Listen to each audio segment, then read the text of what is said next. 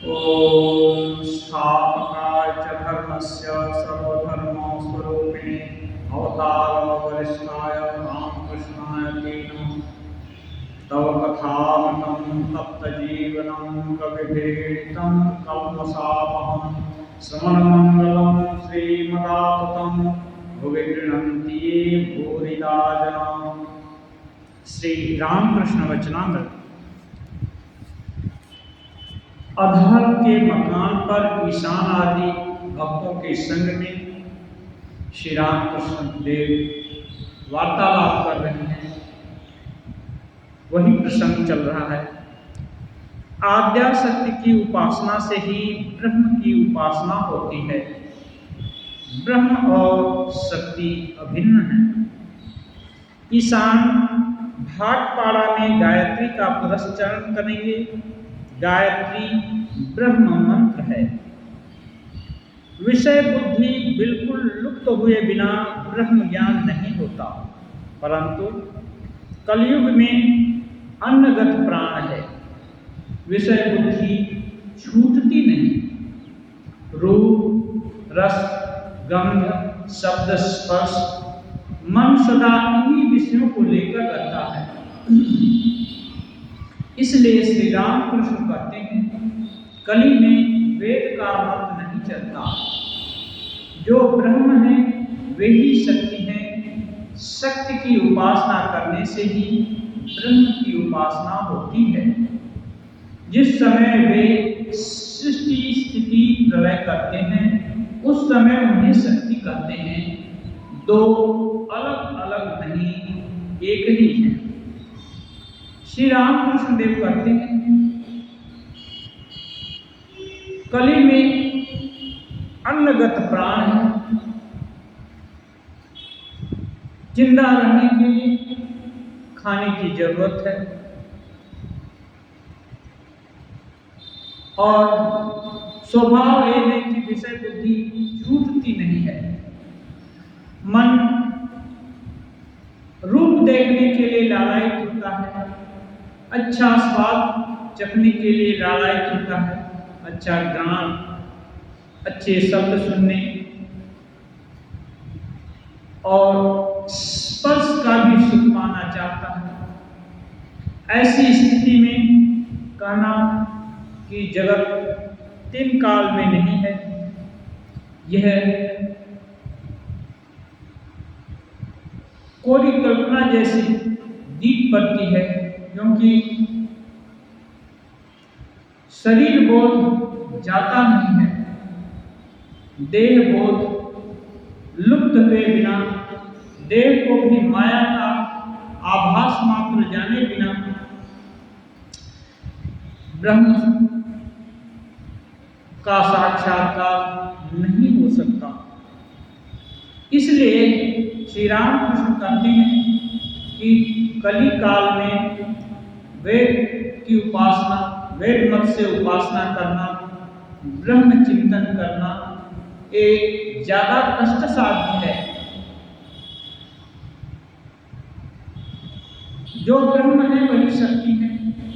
तो शक्ति जो कि सृष्टि स्थिति प्रलय करती है, जहां सब कुछ को मान्यता दिया गया है, रूप को भी देख सकते हैं, देखने की इच्छा है, भगवान के रूप को देखने की कल्पना करना है, आशा करनी है, आकांक्षा करना है, रस का स्वाद करना है, भगवत प्रसाद का रस पाना है, गंध भगवान के श्री चरण कमलों का गंध हो, उनके ऊपर पुष्पमाल्य आदि जो अर्पित किया हुआ है उनका गंध, उनका वहां तक घ्राण, यदि घ्राण इंद्रिय उसको ग्रहण करने में अपना अहोभाग्य समझती है, तो साथ साथ भगवत स्मरण, भगवत दर्शन भी होता है। शब्द जब कान को कुछ सुनना ही है तो भगवत प्रसंग सुने, भगवत भजन सुने, भगवत कीर्तन सुने, स्पर्श, यदि स्पर्श को पाना ही है, मन उधर जाता ही है, तो कल्पना भगवान के स्पर्श की होनी चाहिए, उनका स्पर्श हो रहा है। ये सब कल्पना के लिए देह बोध शून्यता, देह 3 काल में नहीं है, इस बोध का जरूरत नहीं, इस भावना की जरूरत नहीं। ये सभी को एक्सेप्ट करके, सभी को स्वीकार करके ये चिंतन किया जा सकता है कि भगवान इसी के अंदर है, इसी के अंदर, इसी शुद्ध देह में, देह मंदिर में भगवान दर्शन देंगे, इसकी कल्पना की जा सकती है। उस कहते हैं जब सृष्टि स्थिति प्रलय करते हैं तब उन्हें शक्ति कहते हैं, यही शक्ति का खेला है। तो वही ब्रह्म अब सृष्टि करता है हुए और सृष्टि कर रहे हैं, तो उनमें और ब्रह्म में अभेद है, लेकिन शक्ति का चिंतन आसानी से किया जा सकता है। ब्रह्म का चिंतन करना कलिकाल में अधिक कठिन है। श्री रामकृष्ण ईशान के प्रति कहते हैं, क्यों नेति नेति करके भटक रहे हो, क्यों नेति नेति करके भटक रहे हो। ब्रह्म के संबंध में कुछ भी नहीं कहा जा सकता, केवल कहा जा सकता है अस्ति मात्रम केवल राम। ईशान एक वेदांतवादी साधक है, उनको वेदांत पर साहित्य शास्त्र पढ़ने में रुचि है, उनको सुललित कंठ से गाते भी हैं और उनके ही धारणा करते हैं, लेकिन देह बुद्धि गए बिना ब्रह्म साक्षात्कार होना मुश्किल है। इसलिए श्री रामकृष्ण देव उनको कह रहे हैं कि ये नहीं है, वो नहीं है। कितना नहीं करोगे, जितना ही करो, जब तुम्हारे देह की बात आती है तो देह तो सामने आई जाती है, उसको तो तुम भुला नहीं सकते। तो जब भुला नहीं सकते तब ब्रह्म साक्षात्कार होगा नहीं। इसलिए ये आदर्श पकड़ करके क्यों समय नष्ट कर रहे, क्यों भटक रहे।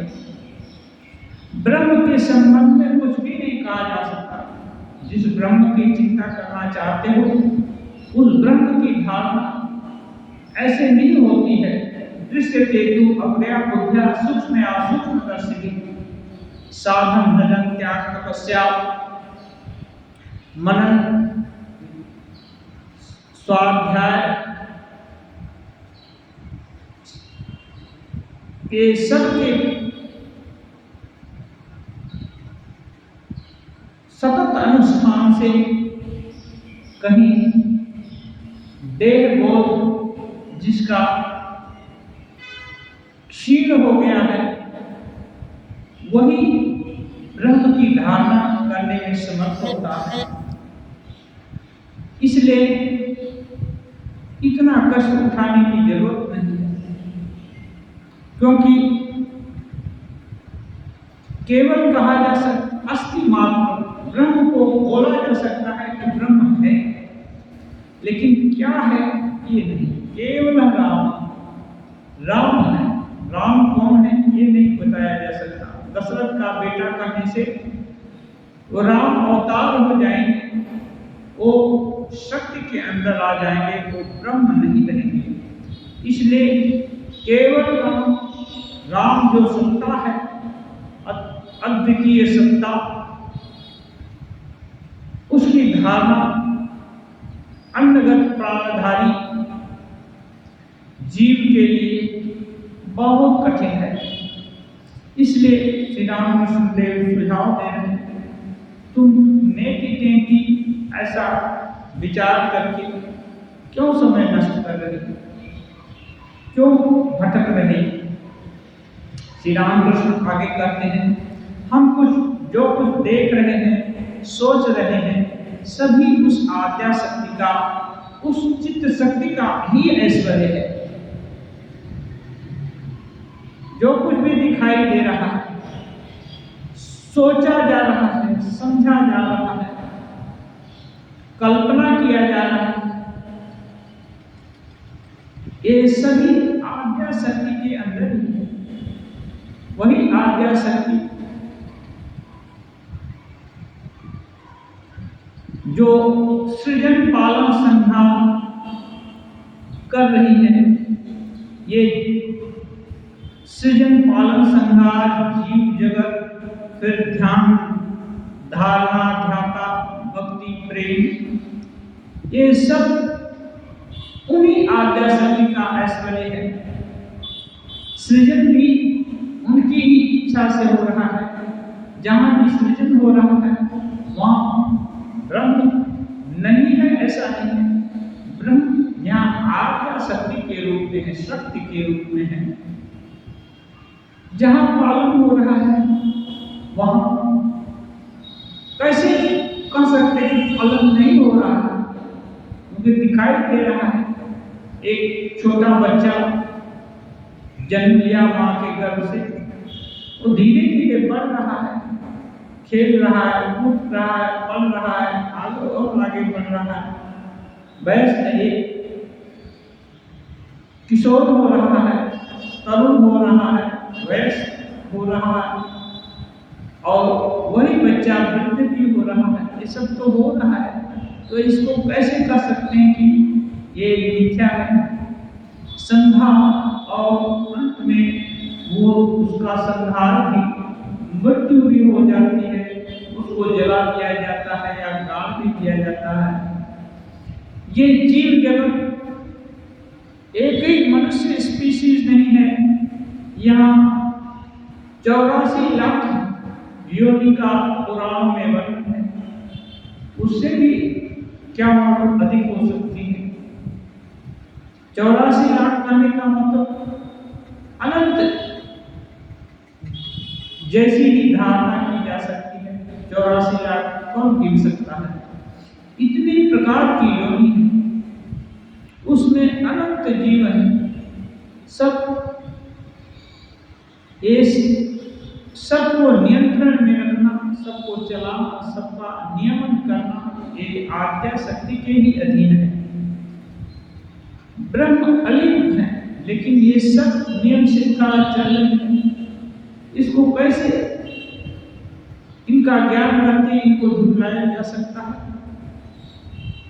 फिर ध्यान, ध्याता, फिर ध्यान भी कर रहे हैं। जो ब्रह्म का ध्यान करें या ईश्वरी शक्ति का ध्यान करें या ईश्वरावतार का ध्यान करें, ये भी ऋषि मुनि साधक कर रहे हैं। ये क्रिया भी आद्या शक्ति के ही अंतर है। माँ इच्छा न करे तो ध्यान धारणा कुछ भी नहीं हो सकता। इसलिए ठाकुर प्रार्थना करने को बोलते हैं, माँ मुक्ति मुक्ति का द्वार उद्घाटित कर दो।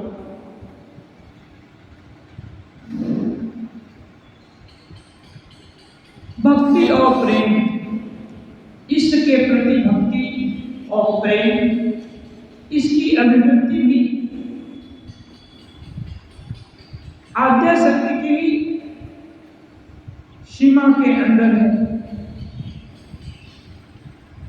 ये अलेख ब्रह्म इस प्रेम के विरह को, तीव्रता को नहीं समझा सकते।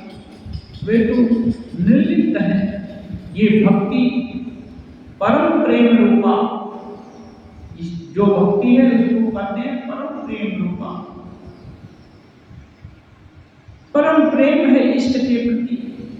वो अलेख ब्रह्म तो साक्षी मात्र है, वो क्या बतलाएंगे? इसलिए ये सब आद्या शक्ति के ही ऐश्वर्य के अंतर है, उनके ही डोमेन में है। परंतु ब्रह्म और शक्ति अभिन्न है। ये जो भी लीला खेला हो रहा है, ये सब आद्या शक्ति के ऐश्वर्य के अंतर्गत है। लेकिन ये और निर्लिप्त रहने वाले आधार स्वरूप ब्रह्म, वो दोनों ही अभिन्न हैं, दो सत्ता नहीं है। जैसे सांप सोया है तब भी सांप है, और वो वक्र गति से चल रहा है वो भी सांप ही है, वक्र गति उसमें ऐड हो गई है। इसलिए सांप की धारणा करनी है तो उसके वक्र गति की धारणा करनी है, और सांप दिख रहा है तो ये धारणा होगी यदि चलेगा तो ये वक्र गति से चलेगा।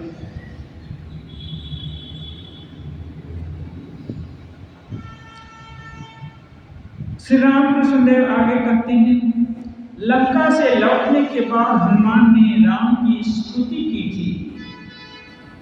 लंका से जब सब लोग लौट आए और ज्यादातर बंदर भालू योगपति आदि सभी राम जी के साथ अयोध्या आए थे, वहां हनुमान जी एक दिन स्तुति किए थे, कहा था, हे राम तुम ही परब्रह्म हो और सीता तुम्हारी शक्ति है। ये देखने में है तुम परब्रह्म हो और सीता तुम्हारी शक्ति है, तुम अलिप्त हो, तुमको राज्याभिषेक किया गया, उसके बदले में बर्बाद दे दिया गया, तब भी और नाराज बनकर सीधे चले गए। सीता जी का हरण हुआ, कितना कष्ट हुआ, खोज रहे, सब कुछ कर रहे, मनुष्यवत आचरण कर रहे, लेकिन सभी जगह अलिप्त रहे। सीता तुम्हारी शक्ति है, लेकिन सीता जी के दिल में तुम्हारा विरह सदा रहा, वो तुमको कभी नहीं भूली। आंसू की धारा बहाते बहाते कृष्णकाय अस्थि चरण मात्र में रह गई थी। वे शक्ति हैं, उनमें देखा जाता है परिणाम। हनुमान आगे कहते हैं, परंतु तुम दोनों अभिन्न हो। जो भी हो, सीता जी हरण करके लंका लाएंगी और तुम उनके विरह में इधर उधर भटकते रहे, वहां आंसू बहाते हैं। ये सब जो भी खेला हुआ, ये होने के बाद भी मुझे अनुभव हो रहा है कि तुम दोनों अभिन्न हो। जिस प्रकार सर्प और उसकी टेढ़ी गति, मानो तुम सर्प हो और माता सीता जी उसका प्रकाश टेढ़ी गति के रूप में सर्प का चलना, एक ही हो, दो रूप नहीं धारण करते तो ये रावण वध और संतों का संताप धर्म, देवताओं का कल्याण ये नहीं हो पाता, इसलिए दो विग्रह धारण करना होगा। कहते हैं, सांप जैसी शक्ति को सोचना हो तो सांप को सोचना होगा। सांप जिस तरह से टेढ़ी मेढ़ी गति से चलता है, यदि ऐसी प्रकार की वक्र गति को सोचना हो तो सांप की कल्पना करनी पड़ती है, और सांप को सोचने से सांप की गति को भी सोचना पड़ता है।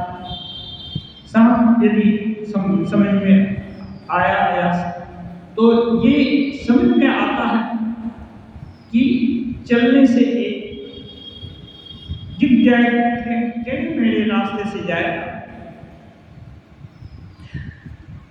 इसी प्रकार दूध का विचार करने पर दूध के रंग का धवलत्व का विचार करना पड़ता है। दूध का यदि विचार करें तो उसके रंग का इतना धवल सफेद, तो इस धवलत्व है ये दूध की अपनी खुद की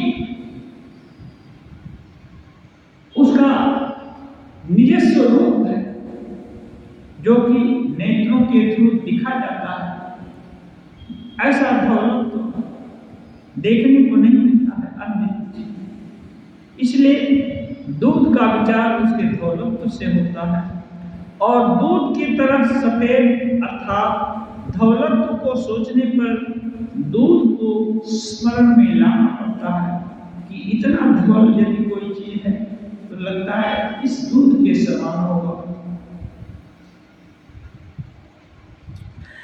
जल की शीतलता का चिंतन करते ही जल का स्मरण हो आता है, और फिर जल के चिंतन के साथ ही उसकी शीतलता का भी स्मरण हो आता है। जल स्वभाव से शीतल होता है, आग स्वभाव से उष्ण होती है।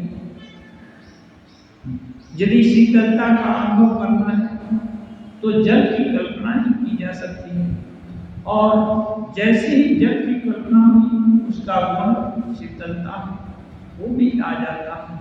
वैसे ही अग्नि और उसकी दाय का शक्ति, अग्नि का चिंतन करने से वो जलाती है, और दाय का शक्ति यदि उसकी कल्पना किया जाए तो ऐसा चीज जो होगा जलाने वाला वो अग्नि ही होगा। इस आद्या शक्ति या महामाया ने ब्रह्म को आवृत कर रखा है। ये आवरण, ये जो प्रकट करने की शक्ति है, अपने को नाना रूप में प्रकट करने की शक्ति है, मन वाणी के बोध में है। ये माया शक्ति, ये असली आधारभूत सत्ता ब्रह्म तत्व को छिपा लेते हैं। मानो ब्रह्म तत्व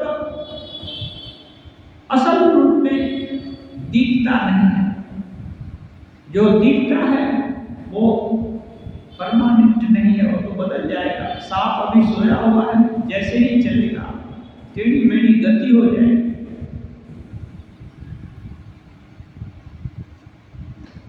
दूसरे ही क्षण बदल जाएगा।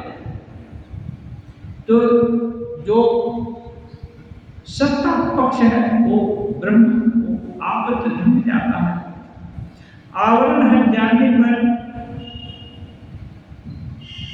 आवरण हटते ही देखा जाएगा मैं जो था वही बन गया। मैं तुम ही मैं ही तुम। आवरण हट गया तो मैं तुम का भेद चला गया। देख रहे हैं, सोच रहे हैं मैं, तो देख रहे हैं वहां तुम जो है वहां भी मैं ही हूं, और तुमको जब भी देख रहे हैं तो वहां देख रहे हैं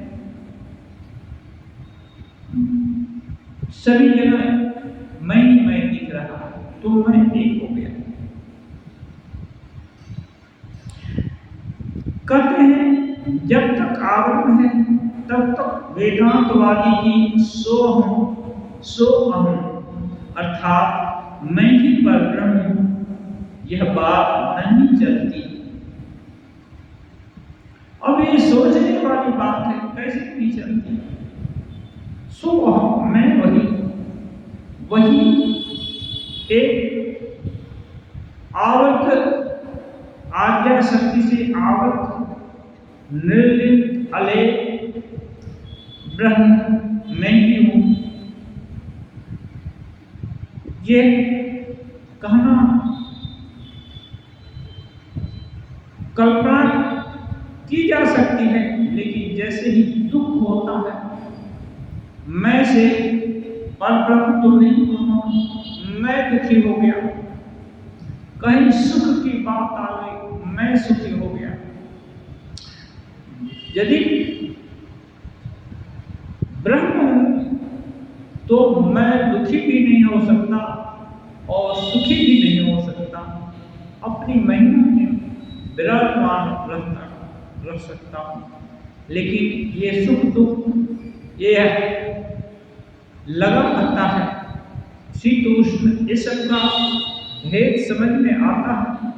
तो जब तक ये समझ में आता है तब तक वेदांती लोग जो करके बोलना चाहते हैं सो हम वही परब्रह्म अविनाशी चैतन्य सत्ता,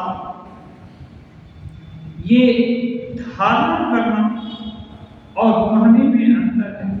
दिल में धारणा करना पड़ेगा कि हमारे पीछे जो भी सत्ता है वो अविनाशी है, उसका कभी विनाश नहीं है, वो शाश्वत है,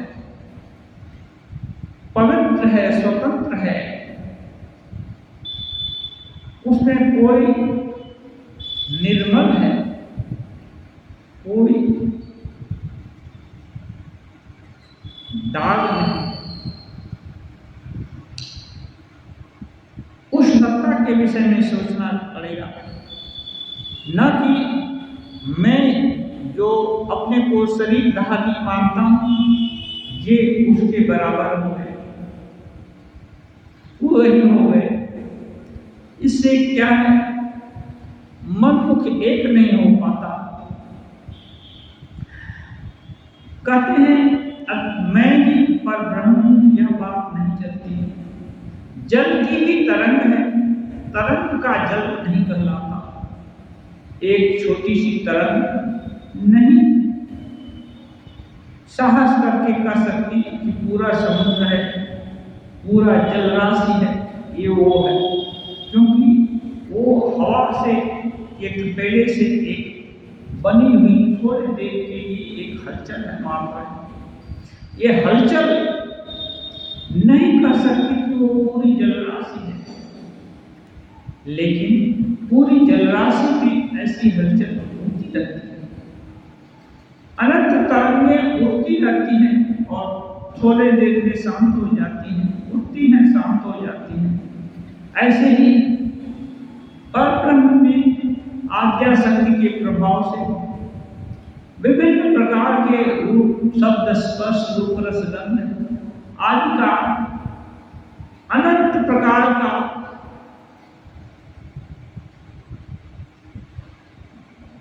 दृश्य परिदृश्यमान होता रहता है, लेकिन परब्रह्म निर्विकार रहता है, जल के माफिक। ये सब तरंगे थोड़े समय के लिए होती, तो तरंगे यदि कहे, ये दृश्य कहे कि मैं ब्रह्म हूं, तो ये जचती नहीं, ये सटीक बैठती नहीं। लेकिन ब्रह्म यदि माने कि मेरी ही विपुल है, तो ये माना जा सकता है। इसलिए ब्रह्म वेदांती, जो वेदांती साधक है, यदि वे माने कि ये जो भी विकार है इसके पीछे एक अपरिवर्तनीय सत्ता है, वही ब्रह्म है, और ये परिवर्तन वास्तव में ब्रह्म नहीं है, लेकिन सत्ता रूप में ये ब्रह्म है, तो ये चल सकता है।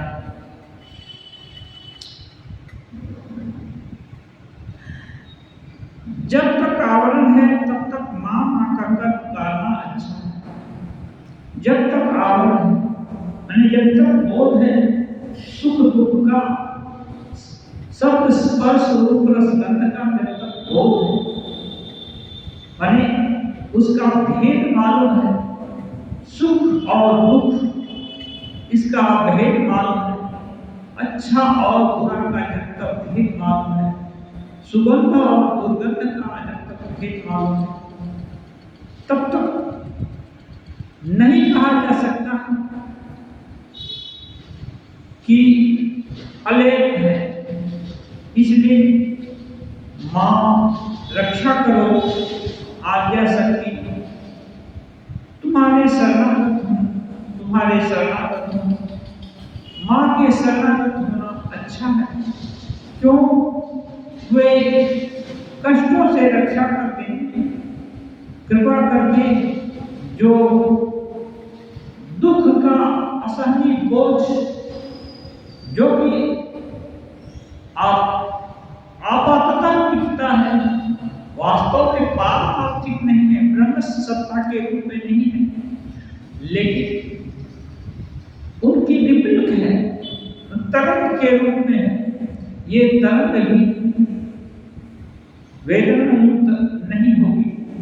माँ की कृपा से ये तरंग भी सुखद हो जाएगी। इसलिए माँ माँ कहकर पुकारना अच्छा है। तुम माँ हो, मैं तुम्हारी संतान हूं। ये जो भी शक्ति को इंगित करके यदि साधन करता है, माँ तुम मेरी माँ हो, माने मेरी एकमात्र शरण हो, तुमको छोड़कर मेरा और कोई भरोसा नहीं और कोई नहीं है।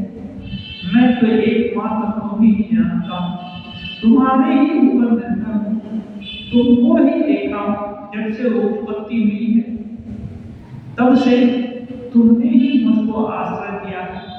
इसलिए माँ मैं तुम्हारी संतान हूँ। तुम प्रभु हो यानी समर्थ हो, मैं तुम्हारी छोटी संतान हूँ, नगर की संतान हूँ। इसलिए मेरी रक्षा करना, मुझे संभालना, मेरा देखभाल करना, मेरे लिए जो भी कल्याणकारी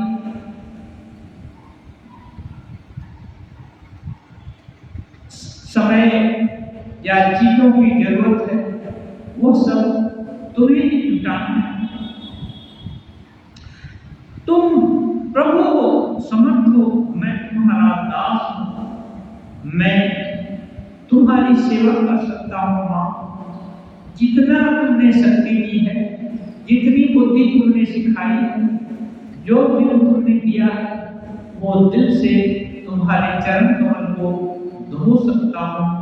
तुम्हारी कृपा पाने के लिए, तुम्हारे स्पर्श पाने के लिए, तुम्हारा रूप देखने के लिए, तुम्हारा सानिध्य पाने के लिए मैं कोशिश कर सकता हूँ, वो भी तुम्हारी शक्ति से।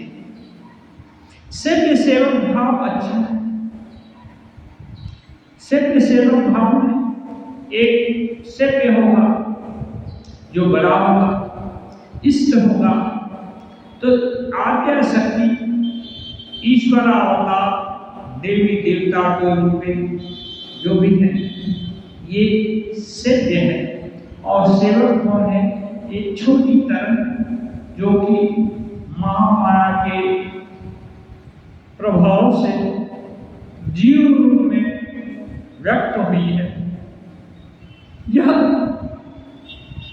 सेवक है। इसलिए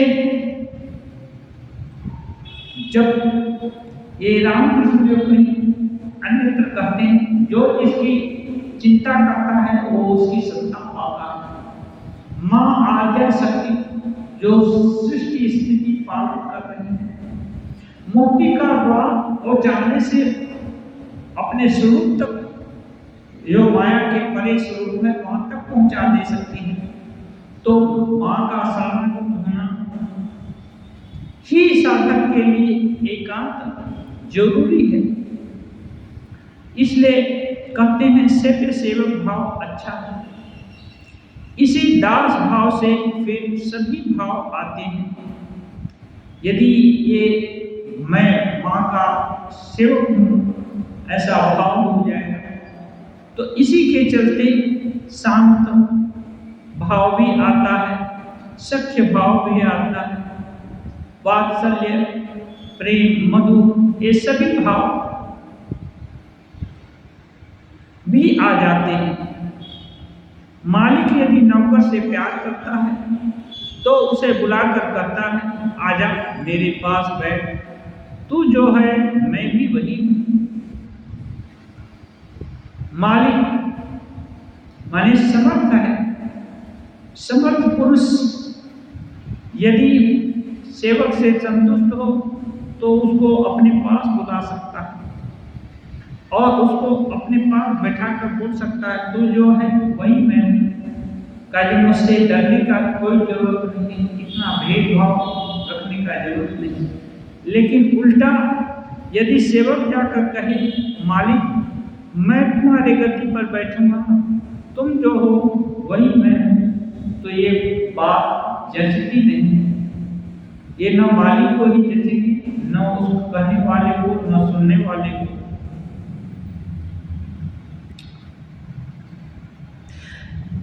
कहते हैं परंतु नौकर यदि अपनी इच्छा से मालिक के पास बैठने जाए तो क्या मालिक नाराज न होंगे?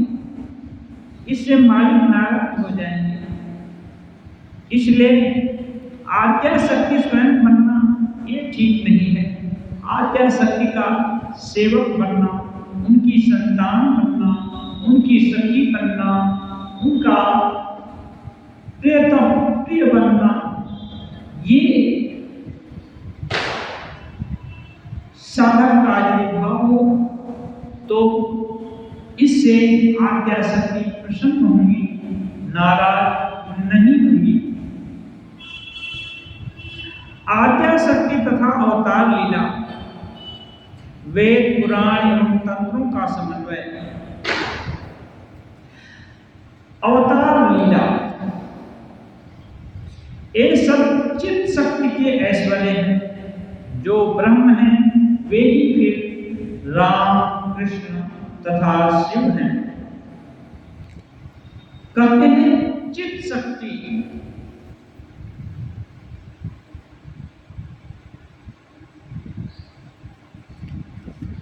जो शक्ति चैतन्य स्वरूप है, उनका ज्ञान कभी अप्रतिहत नहीं होता है। आज्ञा शक्ति है। अवतार आदि ये जो लीला है विभिन्न राम कृष्ण आदि के रूप में, शिव ब्रह्मा आदि के रूप में जो अवतीर्ण हुए होते हैं, ये सब उन्हीं चित्त शक्ति आज्ञा शक्ति का ऐश्वर्य है।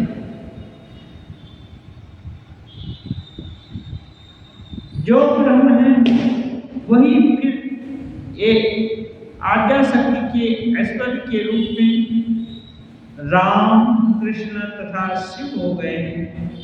यानी जो भी अवतार हैं वे आज्ञा शक्ति के ही रूप हैं। वे देखने में अवतार लीला करते हैं। कहते हैं पर ब्रह्म और कृष्ण गोपियों के तालियों पर नाचते हैं। गोपियों के तालियों पर ब्रह्म नाचता है। ये प्रभाव है भक्ति का कि पर ब्रह्म जो शरीर धारण किए हुए वो भी नाचने लगता है, मानी प्रफुल्लित हो जाता है। इसलिए पर ब्रह्म का विशुद्ध रूप जो मानव मन ग्राह्य हो सकता है, होता है, वह है अवतार। कहीं रामकृष्ण देव और भी कहे हैं अवतार मानो वो क्षेत्र है जिसके थ्रू उस पार का नहीं अद्वैय ब्रह्म का जो उस राज्य की का जो खबर है, थोड़ा आभास मिल सकता है। उस राज्य की खबर वो अवतार के थ्रू मिल जाती है। अन्यथा जीव की क्या साथ है जो पर ब्रह्म की धारणा कर पाए। ब्रह्म की धारणा बिना आज्ञा शक्ति की कृपा से, बिना अवतार के अनुग्रह से होना मुश्किल नहीं, असंभव ही है। ईशान कह रहे हैं हरि और हर एक ही धातु है, केवल प्रत्यय का भेद है। ईशान ग्रामीण बने, रामायण बने, वो कहते हैं हरि और हर एक ही धातु से बने हैं, केवल प्रत्यय अलग अलग लगा के रखे हैं। इसी के कारण हरि एक हरि में विष्णु हो गया, आए हर मन शिव जी हो गए। श्री राम कृष्ण, हाँ, एक के अतिरिक्त दो कुछ भी नहीं है। एक के अतिरिक्त माने एक पर ब्रह्म के अतिरिक्त दो कुछ भी नहीं है, लेकिन दिखता है। इसी को माया कहते हैं। वेद ने कहा है ओम सच्चिदानंद ब्रह्म, पुराण ने कहा है ओम सच्चिदानंद कृष्ण, और तंत्र ने कहा है ओम सच्चिदानंद शिव। सभी विभिन्न वेद सच्चिदानंद ब्रह्म का वर्णन करते हैं। ओम, ओम क्या है? सच्चिदानंद ब्रह्म स्वरूप है। पुराण में ओम को सच्चिदानंद कृष्ण कहा गया है, जो मानव शरीर धारण करके लीला खेला करते हैं, वो ओम ही है। और तंत्र में कहा गया है जो सदाशिव है वे सच्चिदानंद ब्रह्म ही है।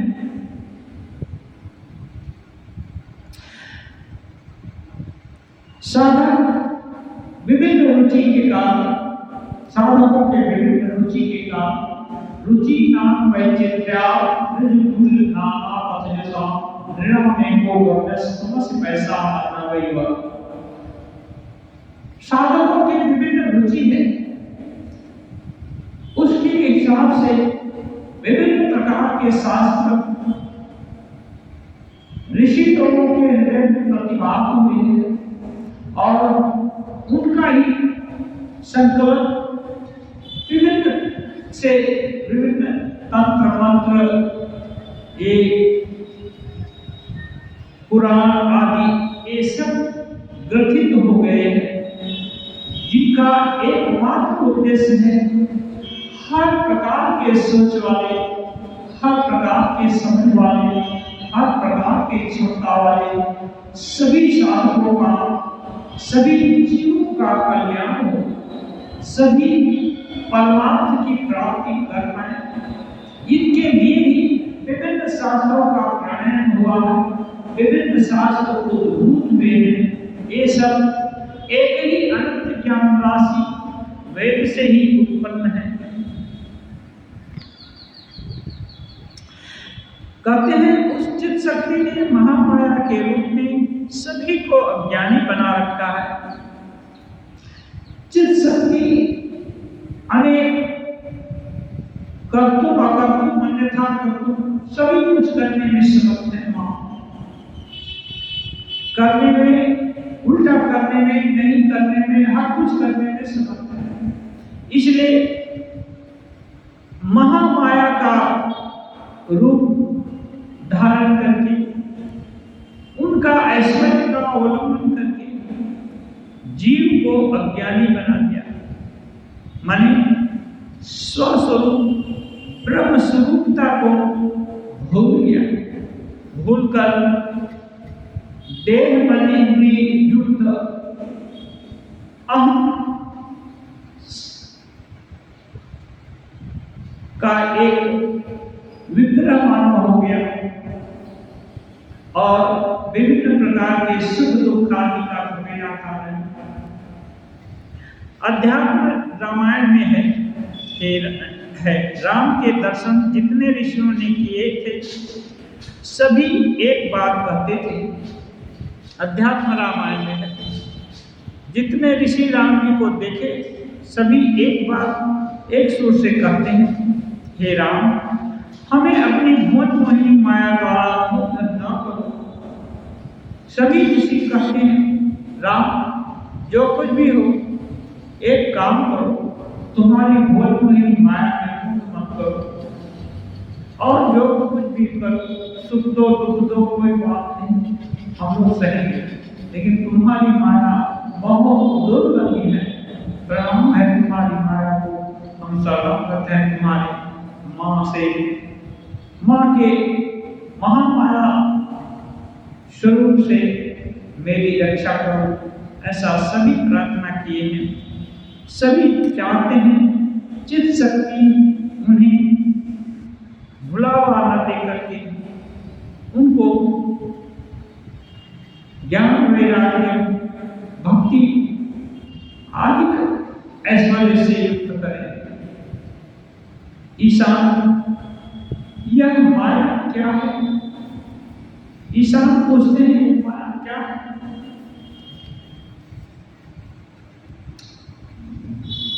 श्री राम कृष्ण कहते हैं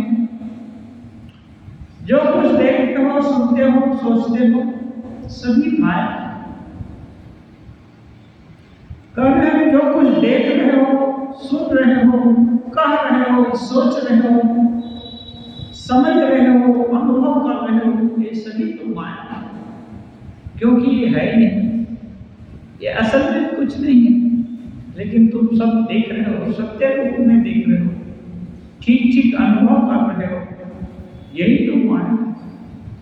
एक बात में कहना हो तो कामनी कांचन ही माया का आवरण है। अब इसकी व्याख्या कितने दिन तक की जा सकती है, लेकिन श्री राम कृष्ण कैसे ये माया जो कुछ देख रहे हो, विभिन्न एंगल से विचार किया जा सकता है। जो हो रहा है ये परमानेंट नहीं है, ये तो कुछ क्षण के लिए है, दूसरे ही क्षण इनका स्थान कोई और ले ले रहा है। लेकिन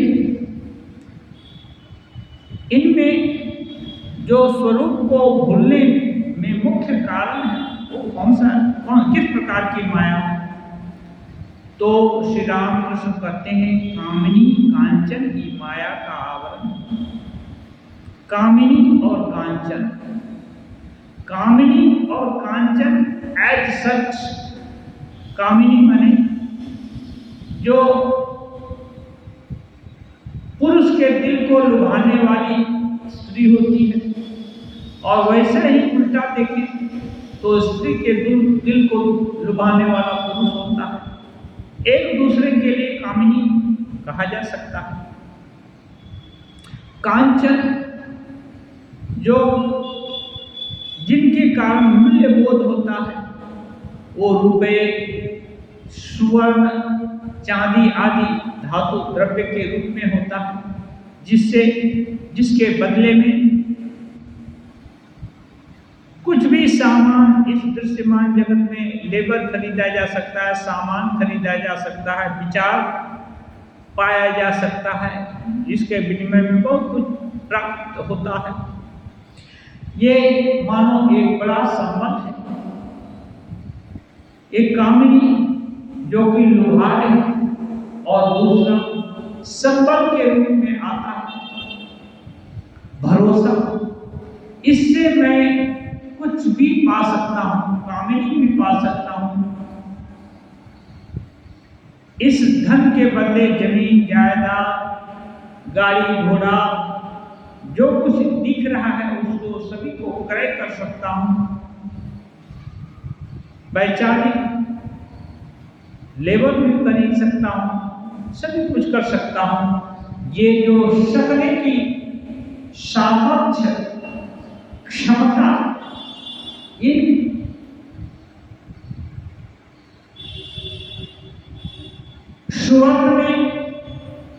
स्वर्ण को सभी कीमती मानते हैं, स्वर्ण कीमती है। कहीं पड़ा है वो स्वर्ण किसी साधक को नुकसान नहीं करता, कहीं कामिनी पड़ी हुई है उससे साधक को कोई नुकसान नहीं, इनको साधक हटा नहीं सकते। लेकिन दिल में कामिनी का भाव, कामिनी की इच्छा हो, कामिनी की चिंता हो, इसी को कामिनी कहते हैं। और कांचन वही दिल में ये सामर्थ्य पाने की, मेरे पास इतना सोना है, इतना धन दौलत है, मैं ये कर सकता हूँ, वो कर सकता हूँ, वो कर सकता हूँ। ये क्षमता का अभिमान जो होता है, यही कांचन के रूप में है। यही माया है जो कि ये कामिनी अपने को स्पर्श भी नहीं किया, फिर भी नाना प्रकार से दुख देती है। जो मिलनी चाहिए मिलेगी तो ऐसा होगा वैसा होगा, दुनिया भर का जाल।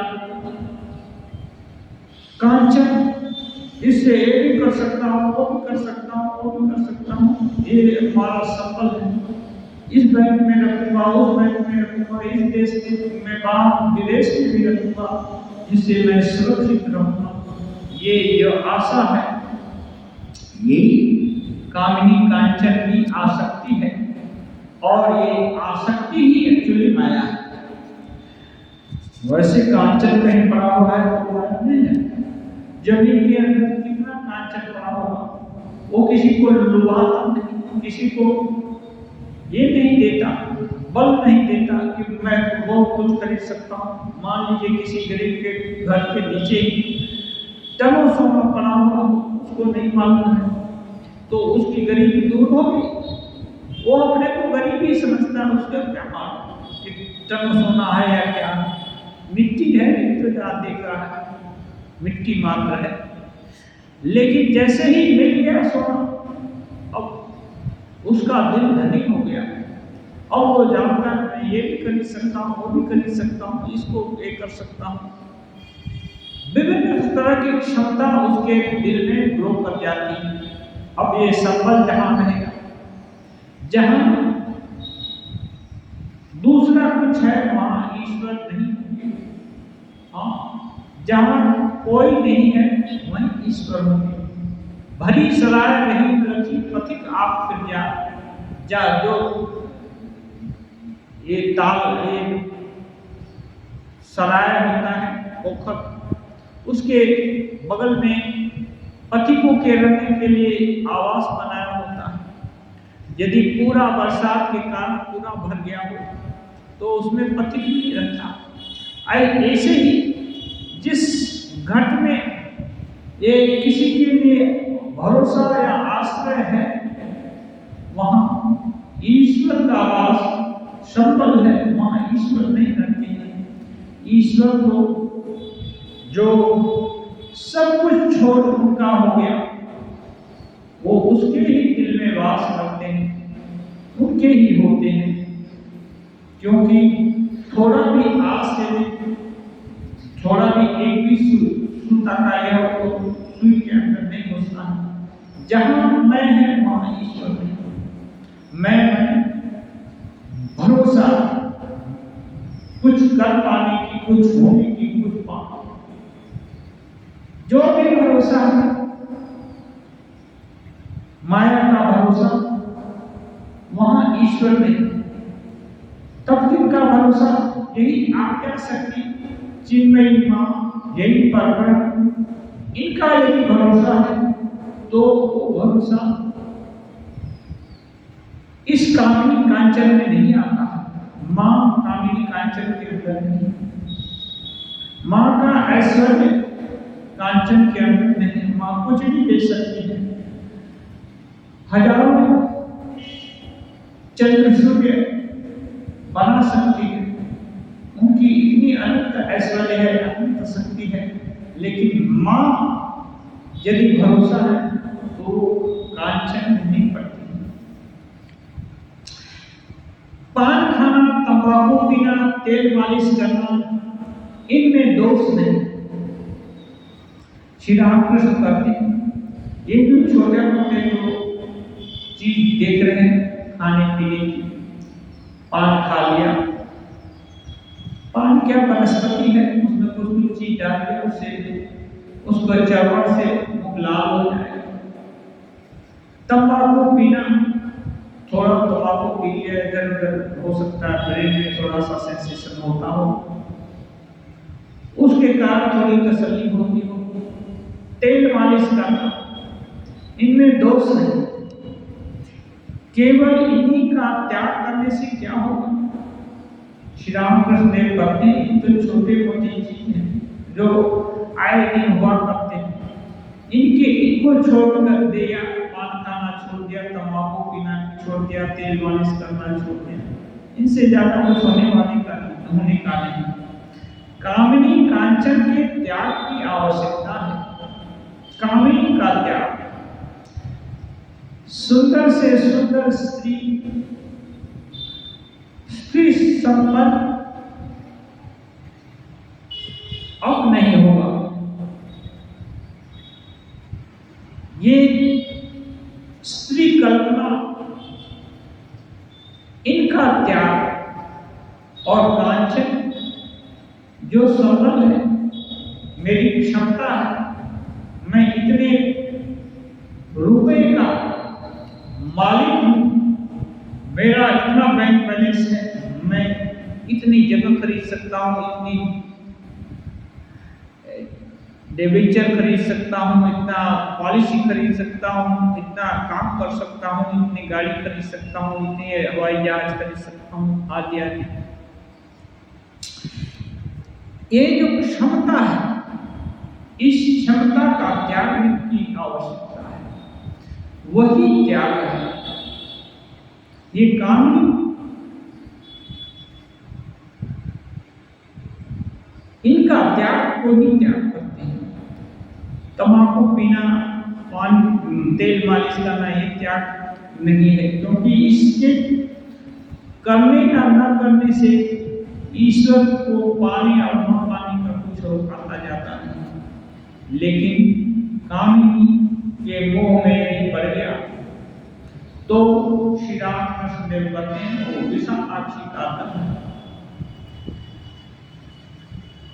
ययाति कहते हैं बेटे का भी 1000 साल आयु भोग करने के बाद उनको ज्ञान हुआ। वो कहते हैं न जातु काम कामानाम उपभोगेन साम्यति हविषा कृष्णवत्नेव भूयेवाभिवर्धते। वो बोलते हैं कामनाओं के उपभोग से कामनाओं का निस्तार नहीं होता, उनके पास उनके साथ वैराग्य नहीं होता। वो कैसे? जैसे हवी यानी घी यदि में आग में डाला जाए तो घी से अग्नि शांत नहीं होती, वरन पुनः पुनः प्रज्वलित हो जाती है। ऐसे ही वासनाओं के, कामनाओं के उपभोग से कामनाओं में वृद्धि होती है।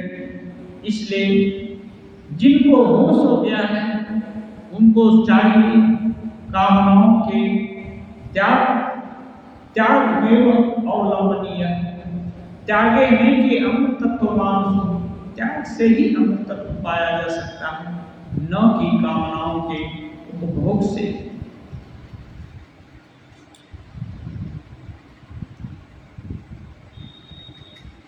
इसलिए श्री रामकृष्ण देव कहते हैं कामनी कांचन का त्याग। अकिंचन होकर के कुछ भी सामर्थ्य नहीं हो सकते। ईश्वर की इच्छा पर अवलंबित रहने का नाम है कांचन का त्याग। अपना कुछ नहीं है, जो कुछ है प्रभु खिलाते हैं, माँ खिलाती है तो खाता हूँ, पहनाती है तो पहनता हूँ, ले जाती है तो जाता हूँ, मेरा कुछ भी नहीं है। ऐसा भाव यदि दृढ़ कर जाए और मेरा कुछ भी अवलंबन नहीं है, मां ही अवलंबन है, तो ही उसको सोचना पड़ेगा कि कांचन का त्याग हुआ है।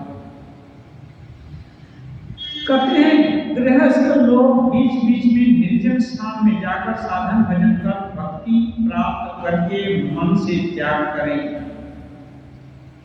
अब प्रैक्टिकल उदाहरण देते हैं। वो तो सिद्धांत तो आदि की बात है कि वेदांतवादी श्लोक मैं शरीर नहीं, मन नहीं, बुद्धि नहीं, प्राण नहीं, मैं शुद्ध निष्कल आत्मा हूं। ये चिंतन, ये तो प्रोसेस हुआ। और दूसरा प्रोसेस, मैं मां का दास हूं, सेवक की सखी हूं, उनका प्रिय हूं, प्रिय संतान आदि आदि। लेकिन कहते हैं कितना भी विचार करो, घर में रह साधन भजन ठीक नहीं हो पाता, क्योंकि विषय की गंध दीवारों तक ओत है। इसलिए और सामर्थ्य बार दिखा देते हैं मैं इतना सामर्थ्यवान हूं, इसलिए यहाँ नहीं, निर्जन में जाकर। निर्जन क्या है? जहां अपने जन कोई नहीं है, अपना कोई नहीं, तब क्या है? वहां एकमात्र भगवान ही है। जहां भरोसा एकमात्र भगवान का है। सुख दे तो, दुख दे तो, खाना दे तो, सपोर्ट करे तो, भले ही देखने के लिए हजारों लोग हैं, सब कुछ है, लेकिन भरोसा एकमात्र ईश्वर का है। कोई अपना पहचान वाला नहीं है, अपने सपोर्ट समर्थन वाला नहीं है, कोई अपना नहीं है। दया करके माँ की इच्छा से कोई भिक्षा दे देता है, दान दे देता है, खिला देता है, कोई सेवा कर देता है, अलग बात है। जहाँ ऐसा भाव अपना कोई नहीं है, ऐसा कोई स्थान चुन लेना है, उसी को निर्जन कहते हैं। ऐसे निर्जन में जाकर भजन करना, और जब सब कुछ छोड़ करके ईश्वर का चिंतन किया जाता है, सब कुछ समर्पित करके, प्रभु मेरा कुछ भी नहीं है, मैं पूर्णतः तुम्हारे ऊपर अवलंबित हूं। खिलाओगे तो खाऊंगा, पहनाओगे तो पहनूंगा, जो सुख दोगे तो सुख पाऊंगा, दुख दोगे तो दुख पाऊंगा, जो कुछ भी धारण करोगे तुम्ही एकमात्र आधार हो, तुम्ही एकमात्र अवलंबन हो, और न मेरी बुद्धि है, न विद्या है, न शक्ति है, न और कुछ है। केवल मैं यही जानता हूं, मैं तुम्हारी ही आश्रित हूं, तुम्हारे ही शरण हूं, तुम ही मेरे एकमात्र अवलंबन हो। ऐसा भाव हो जाए तो समझना है, ये भाव यदि दृढ़ हो जाए तो भक्ति भी। ये भाव दृढ़ करके एकांत में, अब यदि ऐसा साधक घर में आकर लौटता तो मन से सोचेगा कि ये जो सगे संपत्ति है, स्त्री पुत्र कलत्रादि, घर द्वार, ये सब मेरे नहीं है, मेरे साथ इनका कोई शाश्वत संबंध नहीं है। ये 2 दिन के लिए, ये व्यवहार के लिए थोड़ा संबंध बन पड़ा है, ये अगले क्षण नहीं रहेगा, लेकिन इनके साथ इस क्षण व्यवहार करना है।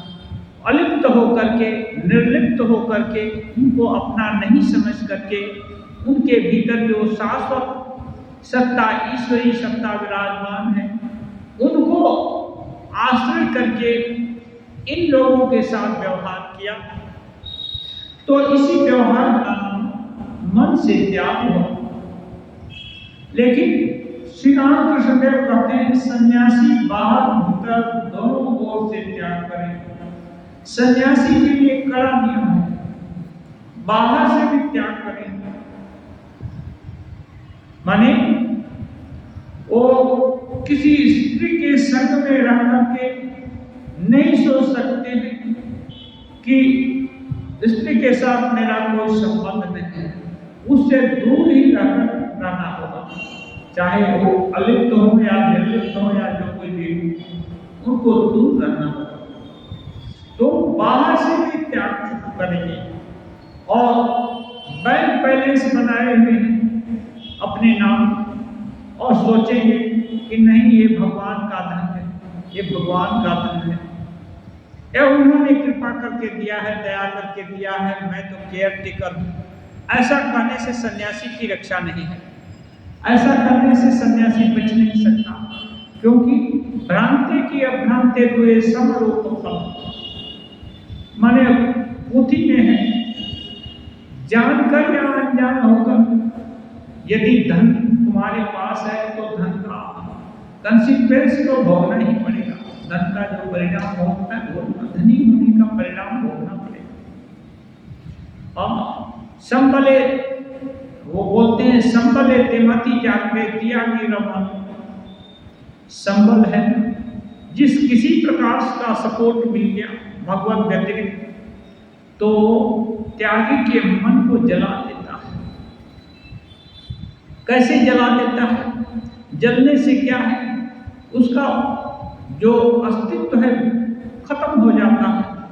ऐसे ही त्यागी का जो मन जो कि भगवान के लिए उन्मुख है, यदि वो जल जाए तो वहाँ और साधन भजन नहीं हो सकता। तेमती त्यागी ऐसे ही ये त्यागी का के लिए है कि केवल मन से त्याग करेगा तो नहीं, फिजिकली बैंक बैलेंस है तो उसको भी बैंक ट्रांसफर करके सदा के लिए उससे मुक्ति लेनी होगी। निश्चित ऐसा नहीं कि हम साधन करके 10 साल बाद सिद्ध हो जाएंगे तो फिर लौटा देना।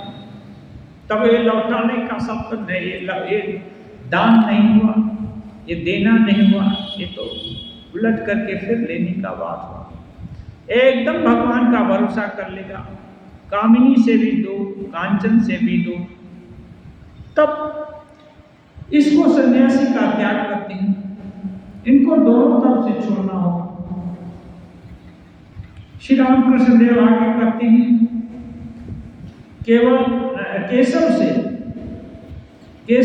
से मैंने कहा था जिस कमरे में जल का घड़ा और इमली का अचार है उसी कमरे में यदि सन्निपात का रोगी रहे तो भला वह कैसे अच्छा हो सकता है। केशव चंद्र से अच्छे साधक थे।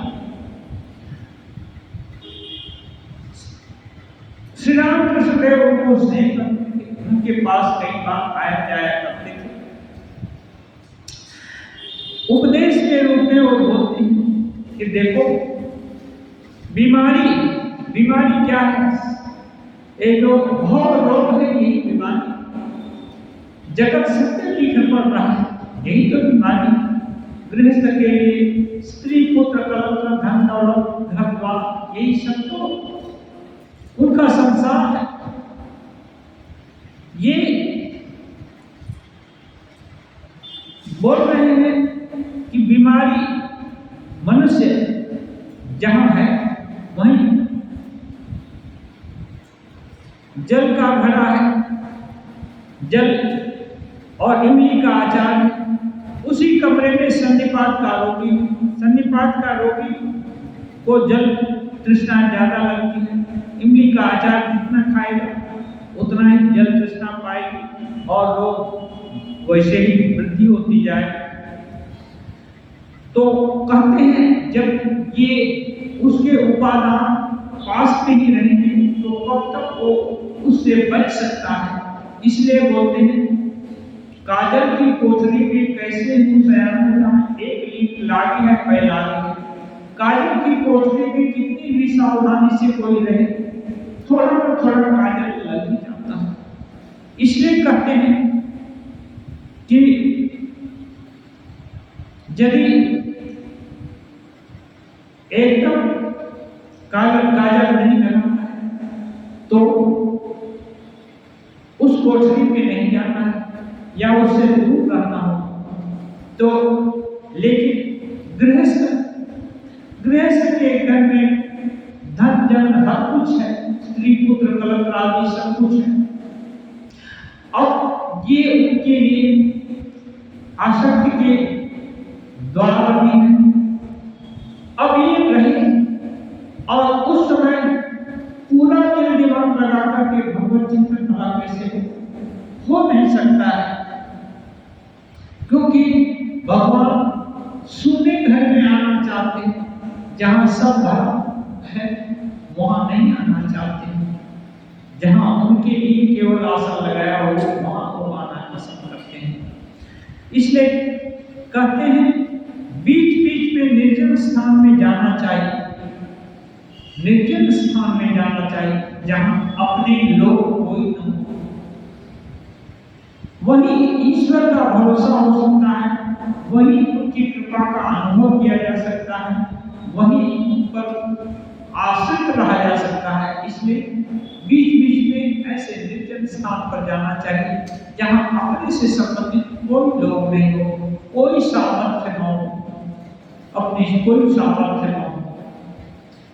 ऐसी जगह में जाने से भगवान की को पुकारने से भक्ति जल्दी होगी और जितनी भक्ति जल्दी पा करके भक्त पुनः आकर घर में रह सकता है और एक बार डिटैचमेंट, आसक्ति का त्याग हो जाने का उसको स्वाद मिल गया तो फिर उसी का अवलंबन करके घर में भी निर्लिप्त होकर रह सकता है।